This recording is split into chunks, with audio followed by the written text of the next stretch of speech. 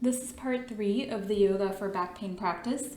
In these poses, we'll be lying on our sides and on our stomach. Start by lying on your right side. You can rest your head in your right hand and keep your left palm on the floor in front of you. We'll begin with leg raises. Slowly and with control, raise your left leg up as high as you can while keeping it straight and lower the leg back down. Inhale as you raise the leg, exhale as you lower. Repeat 5 times. Moving on to the quad stretch, bring your right arm all the way to the floor and rest your head in your right arm. Bending at the knee, bring your left foot back behind you, holding on to the foot. Then bring your left knee to your chest, using your arm to hug your knee closer to the chest. Repeat 5 times. Inhale as you bring the foot back, exhale as you bring the foot forward. We'll repeat these 2 exercises on the other side. Lie down on your left side. Begin with leg raises, this time raising the right leg. Remember to keep the leg straight. Unclench your jaw and keep your face muscles perfectly relaxed as you do this exercise. Now move on to the quad stretch on the right side. Allow your gaze to follow your foot, looking back as you stretch the foot back and looking down at your knee as you crunch forward. You should feel a really nice spinal stretch and start to feel more open with each movement.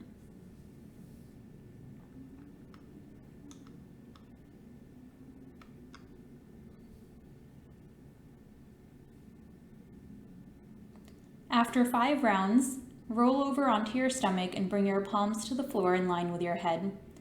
As you inhale, lift your head and chest off the floor. Exhale and lower back down. Repeat 10 times. This is Cobra breathing or Bhujangasana breathing. For your last 5 rounds, you can either continue in this way, or if your back is feeling strong, interlace your fingers behind your lower back. Inhale and lift your head and chest off the floor. Exhale and lower back down. If this hurts your back, go back to the first version with your palms on the floor. Now rest your face in your palms and prop yourself up on your elbows for Makarasana or crocodile breathing. With one leg at a time, we'll bend at the knee and raise the foot up towards the ceiling. Alternate legs, inhaling as you raise the foot and exhale as you lower the foot back down. For some people, this can be hard on the knees. If you feel any knee pain whatsoever, try raising your foot only a few inches and not all the way up. If your knee is still hurting, you can stop this exercise and just move on to the next one.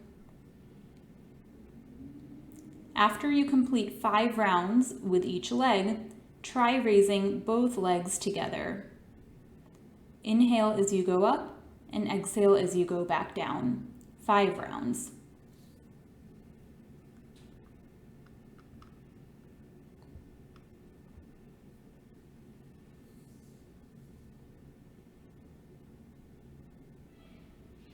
Now extend both arms out in front of you and point your toes back. Raise your right leg up off the floor while simultaneously raising your left arm. Lower and repeat on the other side. Continue raising your leg and opposite arm, keeping both your legs and arms perfectly straight the entire time. Inhale as you raise, exhale as you lower.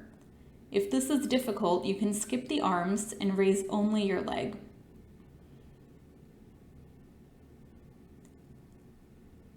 After you complete 5 rounds on each side, try raising both legs and arms together. Only attempt this if your back is feeling strong today. Otherwise, go back to just doing one leg at a time. Inhale as you raise, exhale as you lower. Unclench your jaw, keep your face relaxed.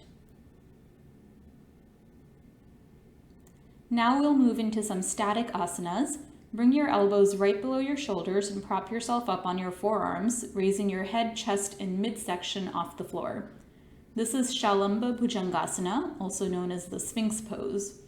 Once you find a comfortable position, take 5 deep breaths in and out.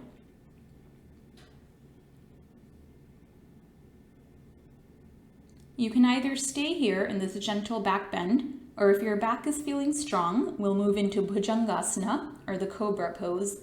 palms on the floor next to the rib cage, and on an inhale, lift your entire body up and back. Breathe deeply 5 times. You can play around with pointing or flexing your toes. Personally, I like to keep my toes pointed in this one. I feel a deeper stretch in my hip flexors. Feel free to hit pause and stay in this asana for longer. I have found long stretches in both Bhujangasana and the previous Sphinx pose to be very helpful in relieving back pain.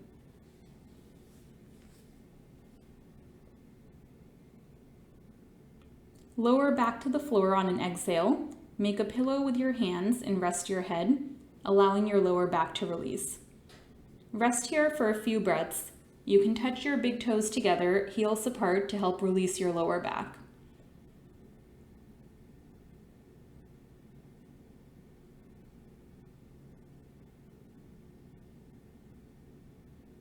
When you're ready, lift yourself up, sit back on your heels, and spread your knees as wide as your yoga mat, keeping the feet together. Extend your arms out in front of you and rest on the floor in Balasana, or child's pose, for 5 breaths. If your upper body doesn't quite reach the floor, feel free to place a firm pillow vertically underneath your stomach and head and rest on the pillow.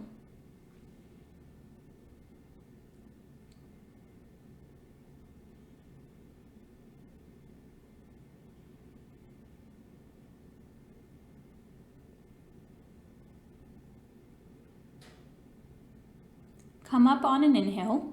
You may move on to another video, or if you're done with your practice for now, spend a few minutes resting in Shavasana, corpse pose, on your back before closing your practice.